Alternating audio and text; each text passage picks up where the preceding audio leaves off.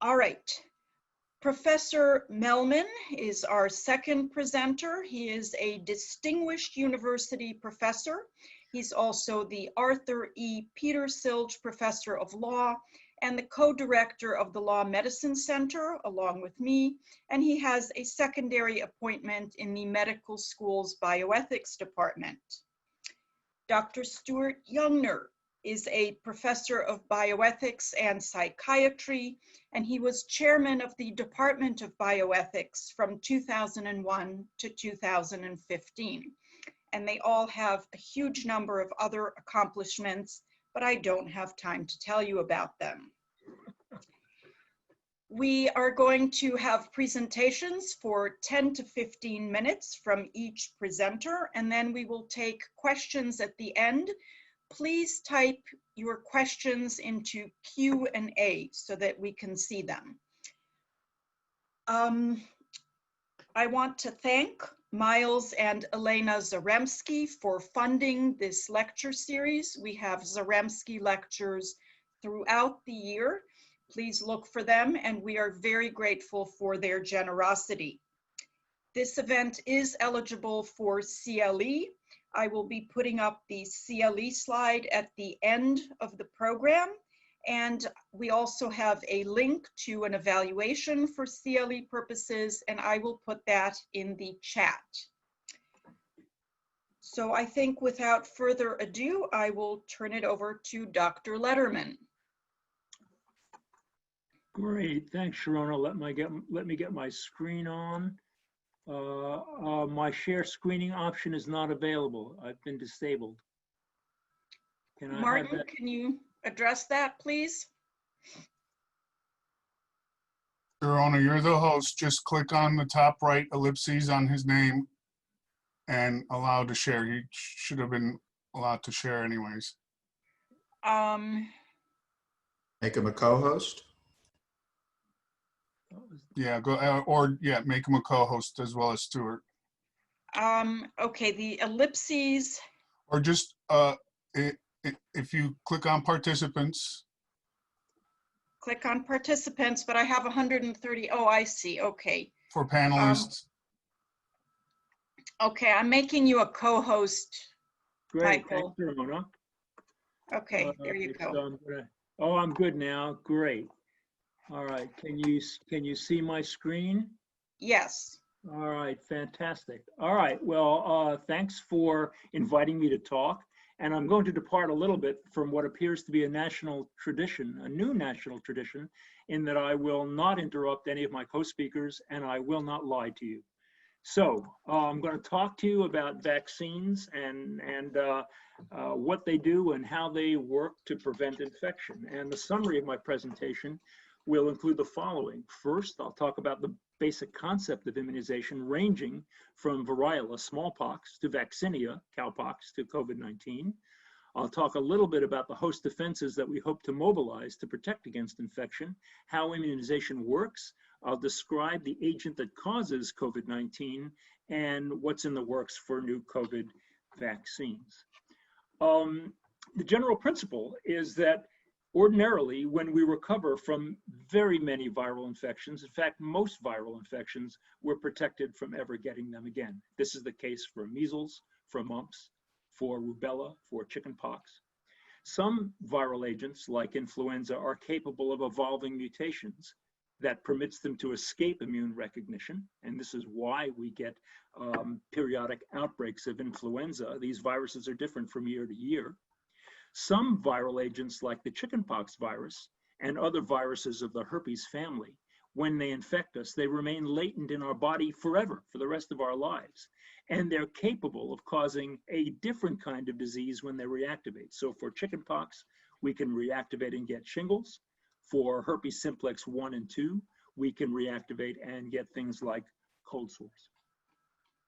Hundreds of years ago, I think this was perhaps in the 14th century, Chinese doctors recognized that people who got smallpox and recovered from it never got it again. The name of the smallpox virus is called variola. So they thought that what they could do is take little drops of pus from a smallpox lesion and inject that into the skin of someone who was naive to the virus, who had never had it before, and protect them. And in fact, this did. This concept called variolation could protect people from ever getting smallpox. But there was a risk, because sometimes people who were variolated, injected with smallpox virus, would actually get disseminated serious disease and they could die. It wasn't until several centuries later when Jenner recognized, and he wasn't the only person who recognized this was some sort of common wisdom, that milkmaids who worked on the farms and took care of cows and got a cowpox virus called vaccinia rarely got smallpox. So he reasoned that maybe infection with vaccinia, whatever that the agent was, could protect against smallpox. And so he developed the concept of vaccination, which involved taking pus from a vaccinia lesion, injecting it into the skin of a naive person and protecting them from smallpox. And in fact, the strategy of vaccination was specifically a term that refers to vaccinia virus, has allowed us to eradicate smallpox throughout the world. And since then, a number of transmissible diseases, viral diseases, measles, misspelled, polio, rubella, have been controlled by immunization, and even some bacterial infections like diphtheria have been controlled by immunization. So the question is, how does this happen? Well, there are many different kinds of host defenses, and host defenses can be broadly categorized in two groups. One is innate defenses, where we don't need to learn anything in order to enable them. They're dressed and ready all the time. Innate defense mechanisms are typically described as receptors that recognize pieces of microbes, and they're distributed. These receptors are distributed throughout our body, particularly at places where we encounter microbes. And triggering those receptors allows us to initiate antimicrobial defenses. But the more interesting, at least to me, the more interesting aspect of immunity is something we call adaptive immunity. And adaptive immunity is really critical for defense against viruses.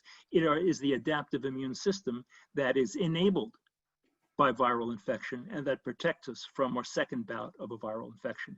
And we describe, immunologists use great words, and my favorite word is anamnestic. Anamnestic means the failure to forget. And why don't we just call it memory?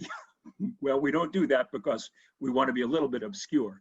So adaptive defenses typically imply memory. Once we see something and develop an adaptive response to it, we remember it. And it's plastic, which means that the magnitude of this response can vary, can be huge, and can be really small. And why does it have to be plastic? Well, the reason it has to be plastic is because if we want enough soldiers around, however we define these immune mechanisms as soldiers, in order to protect us against defense, we need to have lots and lots and lots of them around all over the body.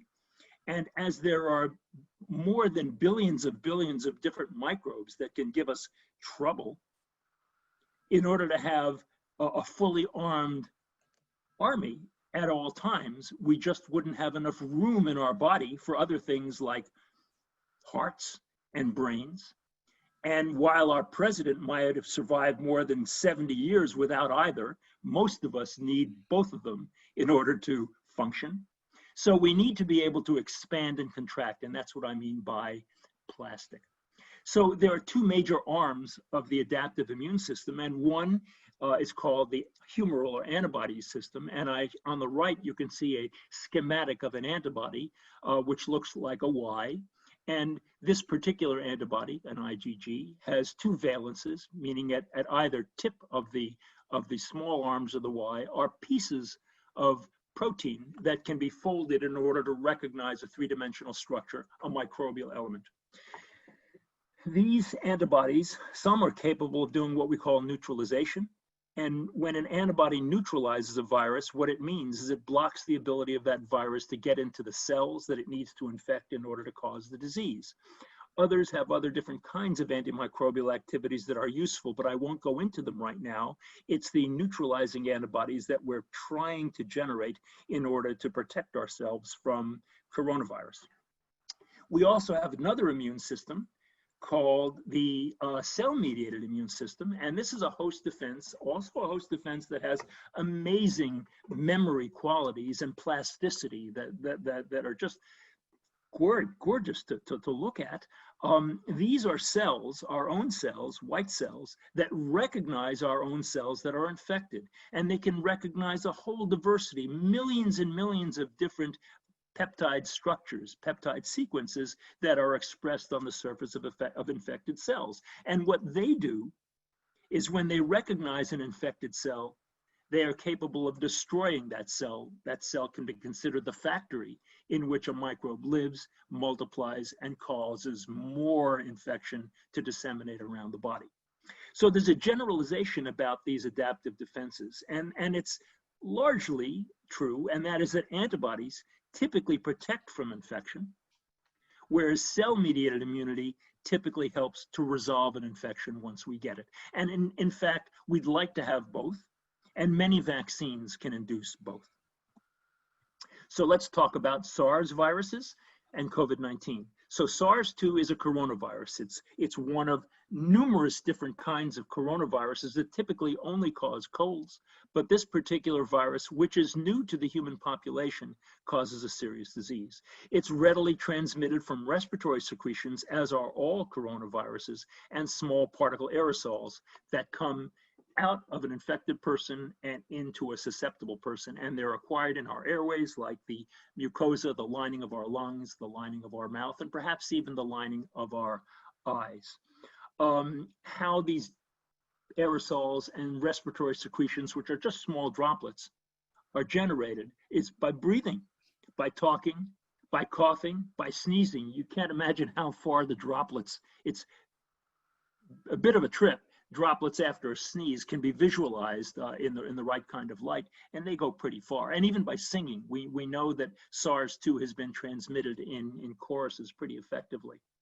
One of the problems with the controlling COVID-19 is that it's often SARS-2 can be transmitted by infected people who are not aware of having any symptoms. So asymptomatic infection is common, and asymptomatic transmission occurs as well.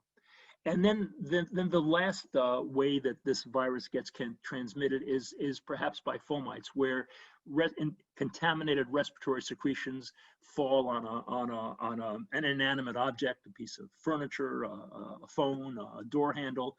The virus is acquired by the hands of someone, on the hands of someone who touches it, and then when that person touches his mouth, his nose, or his eyes, transmission can occur that way. That is thought to be a less important means of transmission. The most important means of transmission is thought to be via respiratory secretions and small particle aerosols. We can prevent transmission by masking.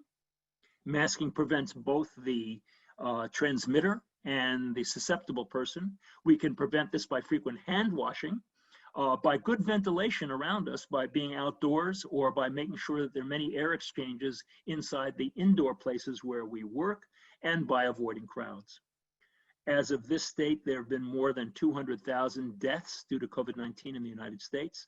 We are experiencing about 1,000 cases per day in the state of Ohio alone, a cumulative number of more than 150,000 cases, which have resulted in about 15,000 hospitalizations and nearly 5,000 deaths.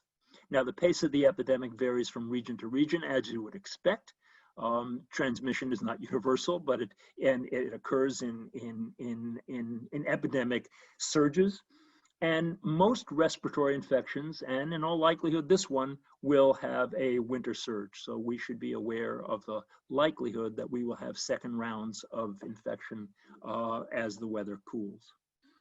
What is herd immunity? Well, herd immunity is a key goal of immunization. And the concept is that if most people are protected or immune from acquiring infection, their resistance will protect others who are not immune.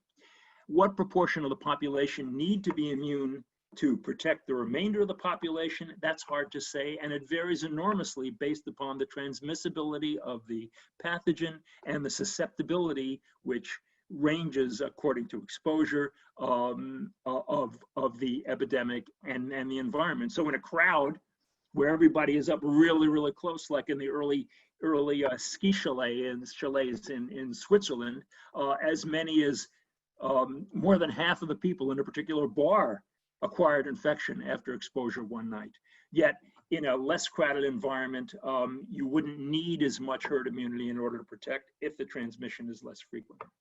Can we get to herd immunity by natural infection during the epidemic? Well, so far, no nation has succeeded yet, and we're seeing second waves throughout the world. Sweden has tried, and whether or not they succeed or not is a complicated story, and it's too early to tell. But clearly, an effective vaccine could succeed in inducing herd immunity. Now, what are the COVID vaccines that are cooking? What are the strategies? Well, the whole idea is to generate an adaptive immune response by inducing the right kind of antibodies against the part of the virus called the spike protein that the virus uses to get into cells. And the different kinds of vaccine strategies that are being tested include one, just taking the virus itself, killing it, inactivating it entirely, and injecting it. That's one strategy. Another strategy is to use another kind of virus, like an adenovirus, a different kind of cold virus, insert into its genome the DNA that encodes for the SARS-2 spike, then get that virus into our cells, who then make the spike protein, which then immunizes. And a third strategy, which is being used by a couple of different vaccine manufacturers, is to put the messenger RNA for the spike protein into our cells, and then using our own host machinery to translate that RNA into protein that then is immunogenic. How do we know whether a vaccine works? Well, first we do small trials to confirm that they're immunogenic, meaning that they induce a vaccine response and that they're relatively safe. If you only test 60 people, you won't, and find that it's safe, you only know that events less frequent than that are simply not seen. You need to have larger trials, both to assure protection, that is, have enough instances of infection to know whether or not this stuff protects, and you to have greater confidence in safety. These trials need to be placebo-controlled in order to know whether or not they're safe and know whether or not they work. And we need an independent data safety monitoring board that is assembled in order to assure the integrity of the trial. We should know by 2021 how protective and how safe these vaccines are. When we know that they're safe and effective, then we still have the challenges of making enough of the vaccines, distributing them to all the multiple sites that need to receive them in order to immunize, to store them. Many of these vaccines require a cold chain. Some of the vaccines just need to be in a regular kind of freezer, but some, the RNA vaccines, for example, need to be kept at -80, which is a real issue, -80 degrees centigrade. And here's a really important question, and I think this is what we're going to try to address today. Will enough Americans agree to be immunized when we have a safe and effective vaccine? And that really is an issue, because polls have been surprisingly and disappointingly negative about this, with as many as 1 in 2, 1 in 3, or 1 in 4, or perhaps even as frequent 1 in 2 Americans being reluctant to be immunized, not even knowing yet whether or not the vaccines are effective or safe. So my last point is that I think that both Donald Trump, LeBron James, and whoever is the president of the United States can actually collaborate to end the COVID-19 epidemic by simply saying and agreeing that once we have an effective vaccine, they'll be among the first to be immunized. So that's the end of my talk. I can turn it over now to, I think, is it Max or Stuart who's going to follow? It's Professor Mehlman, and if you could stop sharing your screen, they could put up their slides if they have them. And just a reminder to type your questions into Q&A. Thank you, Sharona, and thank you, Professor Lederman. So I'll begin by answering 2 questions. First, do we as a society have the authority to require people to get vaccinated? And second, is such a requirement an intolerable violation of personal liberty? So the answer to the first question is a matter of law. What is the constitutional limit of the police power of the government, of the state, to protect the public health? And what does the law allow private citizens to do as opposed to the government? So the law on what the government can do was enunciated by the United States Supreme Court in 1918 when it upheld a Cambridge, Massachusetts Board of Health regulation that required smallpox vaccination. And in a decision by a 7-2 majority of the court, Justice Harlan observed that if the government can require its citizens to take up arms and risk, as he described it, the chance of being shot down, then surely it can require citizens to be vaccinated against a deadly disease. The common good, Justice Harlan emphasized, takes precedence over the wishes or convenience of the few, his words, and the only limits on the exercise of these broad powers are that they may not be either arbitrary or unreasonable or cruel and unhuman. Justice Harlan also acknowledged that the state couldn't force someone to be vaccinated if it would seriously impair his health, again, Harlan's words, or probably cause his death. And this limitation arguably is the legal justification for the medical exemptions that are allowed by all states based on a list of recognized contraindications to immunization that is compiled by the Centers for Disease Control and Prevention, the CDC. So from a legal standpoint, the question is whether compulsory vaccination for COVID, assuming that it didn't seriously impair health or probably cause death, would be arbitrary or unreasonable. Several weeks ago, a district judge in Pennsylvania held unconstitutional the Pennsylvania governor's executive orders prohibiting certain gatherings, mandating that individuals not engaged in accessing, supporting, or providing life-sustaining business, emergency, or government services stay in their homes, and allowing only so-called life-sustaining businesses to remain open. So the judge held that those executive orders were unconstitutional on the basis that they were too arbitrary and unreasonable to be sustained under the judicial review standards that the judge deemed appropriate. Whether this decision will be reviewed, and if so, reversed on appeal, is an open question. But the important thing is it doesn't undercut the fundamental principle in the Jacobson case, that the government's broad public health powers can require universal vaccination under the right circumstances. What can the government do if someone refuses to be vaccinated for non-medical reasons? Well, in the Jacobson case, the city of Cambridge fined them and put them in jail if they refused to pay the fine, and the Supreme Court ruled that that was constitutional. All states require immunization for school attendance for both private and public schools. 33 states have an immunization requirement for post-secondary education. And these requirements have been upheld by the courts against religious objections and also against objections based on philosophical or personal beliefs. And also, parents' failure to immunize their children could be considered abuse or neglect in certain situations. Could the government do more? Well, could it impose tax penalties or deny refusers essential government benefits?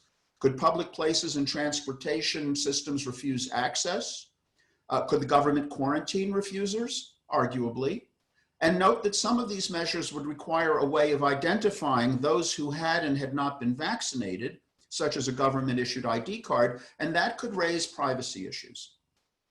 Another question is what steps private actors could take. Could businesses refuse to employ someone who wasn't vaccinated, refuse them entry to their premises as customers? Arguably. These public and private measures also must not be unlawfully discriminatory. They can't be imposed on individuals who can't obtain vaccination because of racism, prejudice, or other health disparities. And that's why these vaccines must be widely and freely available to all. Workplace mask requirements might raise concerns about discrimination against persons with disabilities who would have trouble breathing through a mask, but that seems unlikely with a vaccine program with appropriate exemptions for people with good medical reasons. So let me now turn to my second question. Is compulsory vaccination an intolerable violation of a person's right to personal liberty? No question that we Americans have a right to extensive personal liberty, but there's an absolutely incontrovertible limitation. In the exercise of our liberty, we must not harm others. So the question about universal vaccination is whether the refusal to be vaccinated harms others such that people are not at liberty to refuse to be vaccinated for non-medical reasons. Now, there's no question that the refusal to be vaccinated increases the risk of infection and death, both for those who refuse and for those they come in contact with. But as the Supreme Court held in the Jacobson case, public health restrictions must be reasonable. which means that the burdens imposed by the restrictions must be outweighed by the benefits.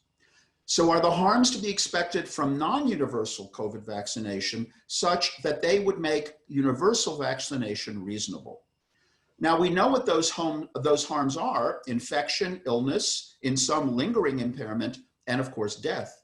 The problem is that it's extremely difficult to predict how many preventable infections and deaths would occur if vaccination were not universal. And I asked Dr. Lederman this question before preparing my remarks, hoping that he would be able to give me a pretty good range of, well, a range of this many deaths, this many infections. But he told me that the answer depends on a broad range of variables, including the prevalence of infection, the incidence of infection, the effectiveness of the vaccine, how people in populations at risk behave, and of course, the action or inaction of the government.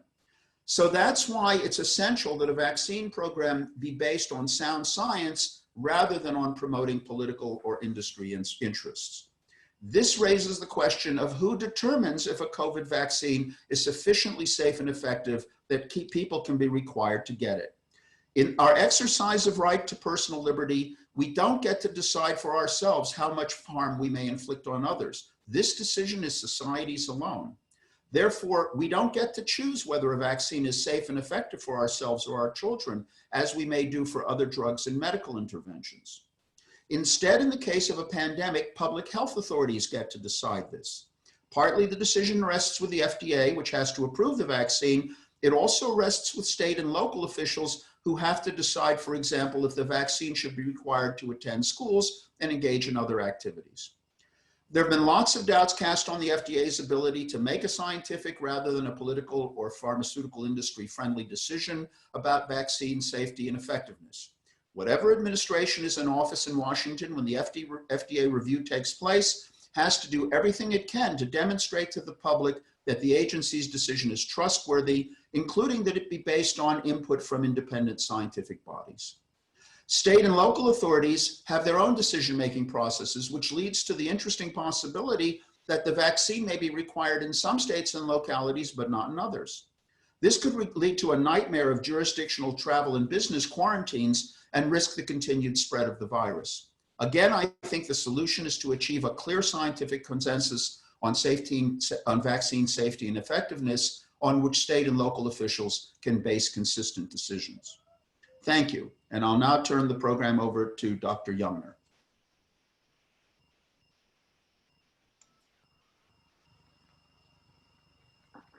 Thank you.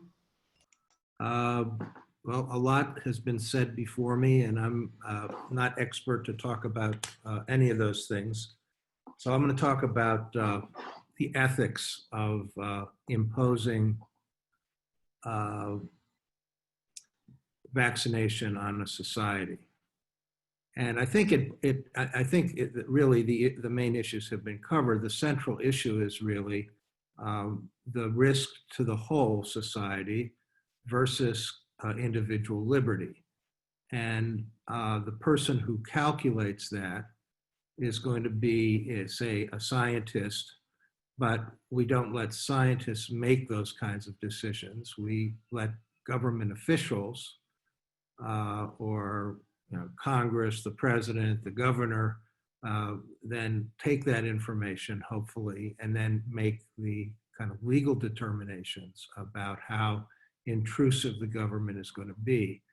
I'm going to talk about the current situation, which I think is particularly hostile to the notion of imposing vaccines at this point, to the point that it's just not going to happen.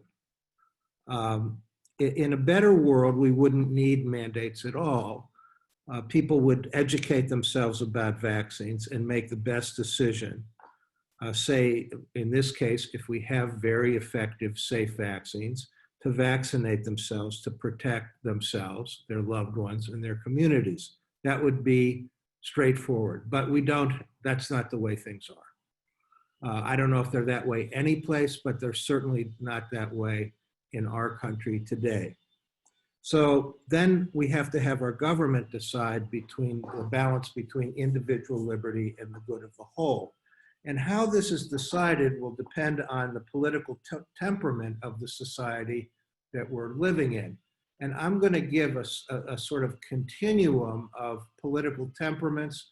And to any political scientists in the audience, forgive me, because this is very messy and sloppy from a political science point of view, but I hope you get the meaning of what I'm saying is consistent.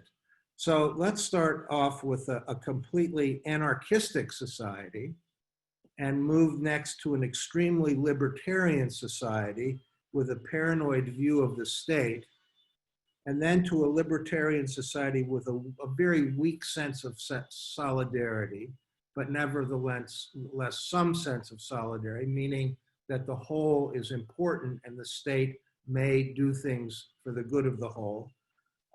Then to a libertarian society with a very strong sense of solidarity. And I would put countries like the Netherlands in that category. And then we could have collective societies, very collective societies, and then collective societies with dictators. And I would put, say, North Korea in that category. So where are we in that continuum? That might be something interesting for us to discuss. Where would I put us? I'd put us at libertarian with a weak sense of solidarity, maybe sliding towards extremely libertarian.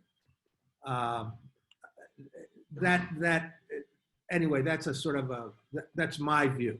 That doesn't mean it's the right view. I don't have any particular expertise to say that, but I'd be interested to see how other people view that, which makes it not a particularly good time to appeal to solidarity. Having said that,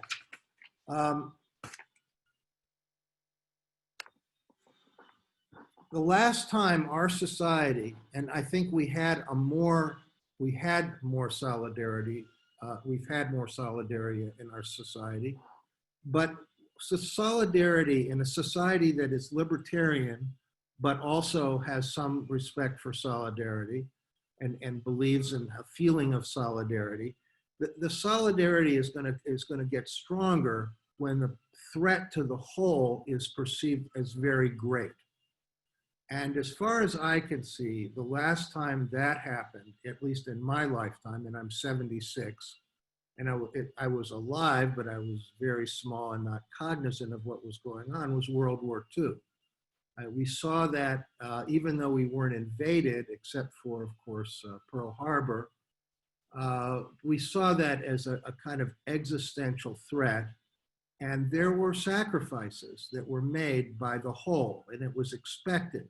People were drafted and sent to war, and it wasn't like Vietnam. Yeah, people were drafted, but it was really easy for certain people to get out. And it's so interesting that if you look at government officials and their children, they seem to, you don't seem to see too many of them who are, as what would Donald Trump call them, suckers. So there was rationing in World War II. There were really sacrifices that were made for the whole. There was a sense of mutual sacrifice. And I think that idea just, where is there mutual sacrifice now? Where is there something where the women who clean my house and I look at each other and say, you know, we're both going to give up something important to us, important to both of us, to deal with whatever. I think it's just not there. I mean, maybe somebody can come up with an idea of where it is, but I think it's just not there. And we're not going to see it. If you remember in the 1970s, Jimmy Carter, who now is laughed at and considered a joke, he may have not been a good politician, but he was the first one to say, you know, things are changing in the world, and we Americans are going to have to make some sacrifices. In this case, it was about fuel and how we use fuel. And I just happened, my wife is interested in quilts, and I was looking through a quilting book that she has. And somebody made a quote of Jimmy Carter saying, "Just wear a sweater." So keep your heat down, but you can wear a sweater.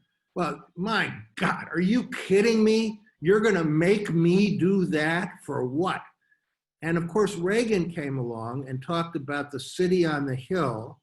And the truth is we all bought into that, the Democrats and the Republicans. We've bought into that, and we've been living in the city on the hill, and we've become entitled, and we've become passive. And we sit and just watch, while unmasked thousands in close proximity go to rallies, go to bars, governors just disregard science. What do we do? I know I talk to my wife, I complain, but we're not really doing anything. And mandatory vaccination in this country for this disease, guys, the Proud Boys are standing by. Nobody here talked about it, but the three of us, Max and Michael and I, wrote an editorial in the USA Today calling for mandatory vaccination, and we got really scary mail, like threatening our lives. Those were the worst ones. There were a lot of others that were. So it's we have a president that told us the Proud Boys to stand by, and the Proud Boys wouldn't like that's just the kind of thing they're not going to be lining up for mandatory vaccination. In fact, they're going to be doing something even worse than not getting the vaccine. So let me leave you with this cynical thought, and that is, and to put things in perspective, and that is, what is the equivalent of mandatory vaccination for climate change? That's it for me. Well, thank you so much. Those were three outstanding presentations. Again, please type your questions into the Q&A box at the bottom of your screen, but we do have several that we will begin with. So the first one asks about how we can disseminate information with scientific communication that is free of jargon, because sometimes people believe information that they read on the internet simply because it's accessible and it's in language that speaks to them, and so we have to provide the accurate information also in a way that's accessible. So who wants to take that one? Well, I can start because there are many reasons why it's difficult for people to know what the fact of the matter is. And I'll start by saying that we physicians and scientists haven't done a very good job over these past many decades of disseminating information accurately to the general public. It should be the mission of every university scientist, of every academic scientist, to spend some of his or her time in public education, and we failed. And part of our failure has to do with our own self-interest, in that when we get that prized opportunity to talk about our own work, encouraged by our public relations departments in our institutions, we sometimes overstate the value of what we do to encourage and obtain access to more resources to continue to do the work that we love. So we haven't been that good at it. And the other issue, of course, as you mentioned, Professor Hoffman, is that anybody can get a pulpit nowadays with the broad access to social networking. If you can tell an interesting or sexy enough story with a good punchline, you can disseminate information, and there's not a good way of knowing whether the information is accurate or true. So if there's a suggestion that I can make about accurate scientific information, I would pay attention to our real thought leaders in the field, and that would involve the National Academies of Sciences, who regularly put out information, who regularly put out assessments and judgments about what we should be doing in a variety of scientific arenas. And these are the people who are respected by other scientists in the field. Okay, Can I great. Can I say a word about that? Okay. I know intelligent people who kind of think that scientists manipulate statistics to make things come out the way they want them to come out. And they really don't understand that, and I think this is a really great thing about science, but it also is a really hard thing for the public to understand, because the public wants answers. And often what science gives is answers for the moment until we get better information. And politicians don't like those kinds of answers. So there's an inherent tension there of getting people information that is this is the best we have now, but I may tell you something else in 2 months. And especially with this virus, where at the beginning, we didn't know anything about it. And we learned very quickly, but we keep learning, and we're not there yet. So that's a tough thing for the public too, I think, especially with politicians of all stripes manipulating what information is coming out, or what people said 10 months ago. Thank you. So this might be for Professor Mehlman. If we're not going to have a mandate for vaccines for everyone, do you anticipate that there might be a mandate for people in certain sectors or certain industries?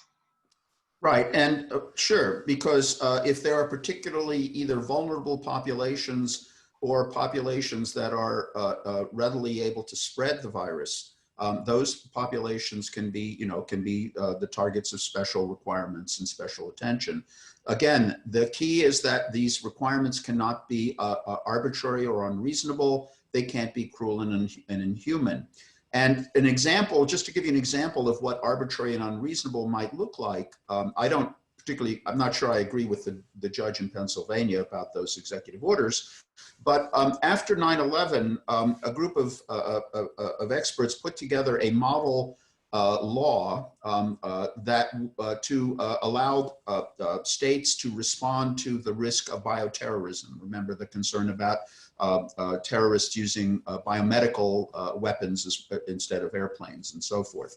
And one of the provisions in the first version of that law, a proposed, it was a model law, so it was up to the states to decide whether or not they wanted to adopt it. One of the provisions basically gave the state governors the complete power to decide whether to impose certain radical restrictions on personal activity and public activity. There was no oversight of that. There were no real standards in that model law for when it would be appropriate for a governor to do that or not. So that was an example of an arbitrary and unreasonable, what would have been an arbitrary and unreasonable legal requirement had that become law. The model law was subsequently modified to correct that problem, but that's an example. But so long as these restrictions or requirements were not arbitrary and unreasonable, they certainly could be selective. Again, but once you get selective, you have to be very careful not to be arbitrary and unreasonable. Or I should also say discriminatory. Okay. Will there be third-party verification of a COVID vaccine safety and effectiveness, since we might be rushing to approve a vaccine at the government level? Well, I'm not sure what's meant by third party. Maybe I should again, or try to state more clearly how these vaccine studies are monitored. Typically, each of these large phase 3 studies, these are studies that have large populations, typically right now, 30 to 45,000 patients per trial, where individuals are randomized to either receive nothing, placebo, or vaccine. And this tells us, and the occurrence of infections, in the vaccinated relative to the placebo recipients, and the side effects in the vaccinated relative to the placebo recipients are determined by individuals who don't know whether or not the participant received vaccine or not.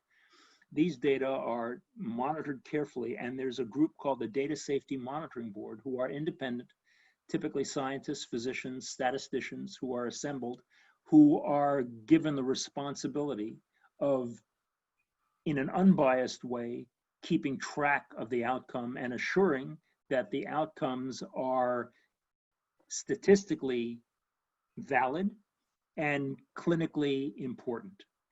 And that these aren't necessarily the same things. And so these are the boards for each of these large studies. These data safety monitoring boards comprised of people like me, for example, whose job it is to be sure, and they are the independent party who validate the accuracy of the results.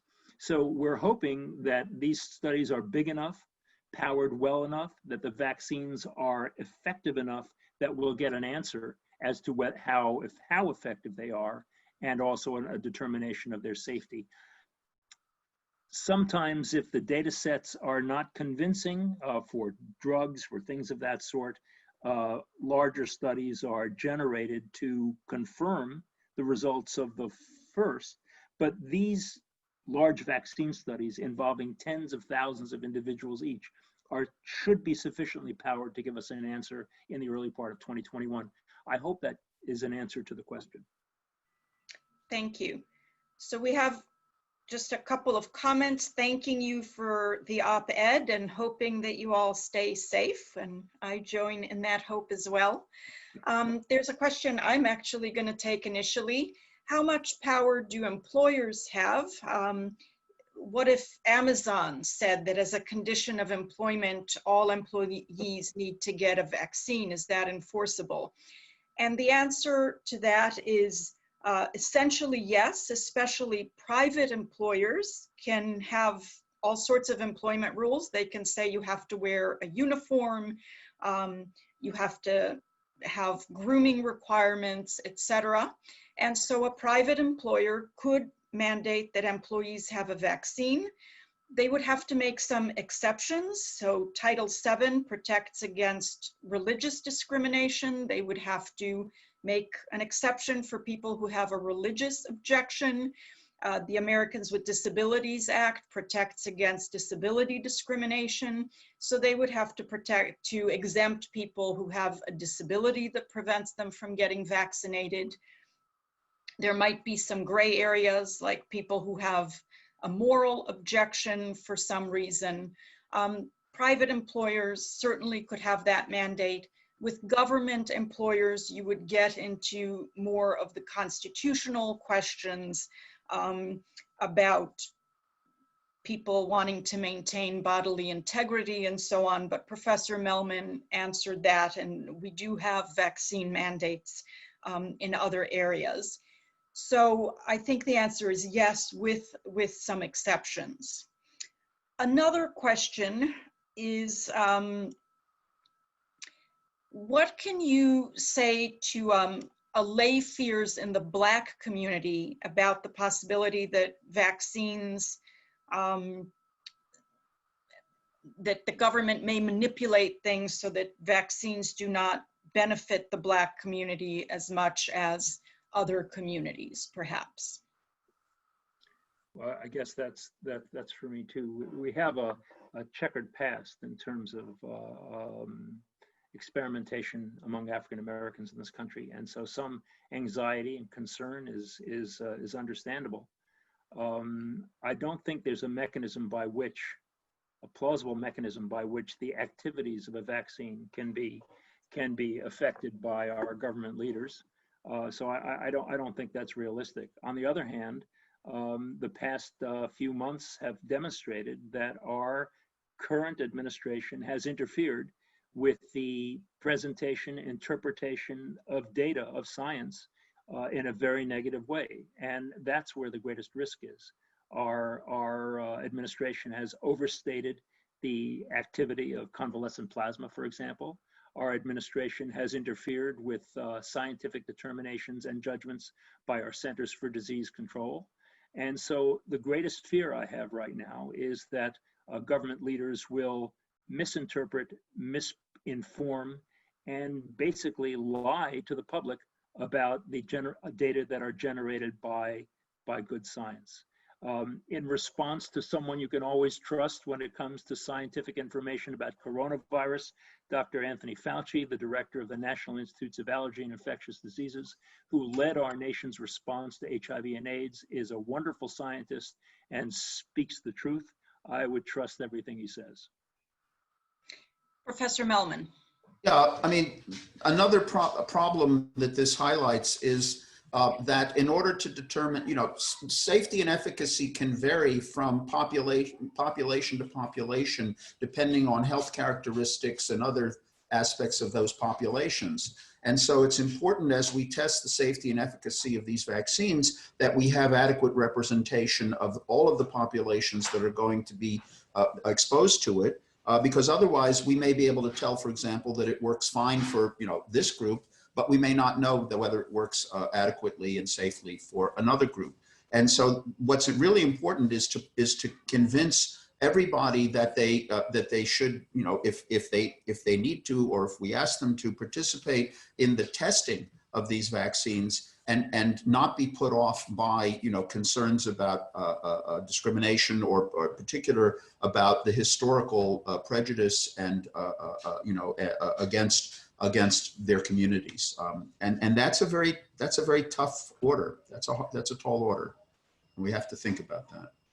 So I need to put up the CLE slide in a second, but I think I have a yes or no question here. If you take a first-generation vaccine and a better vaccine comes along, can you take the better vaccine later? Maybe. Uh-oh. It all depends on how the vaccine is generated and what the target is, and or what the immunogenic antigen is, what the mechanisms are. But in principle, yes.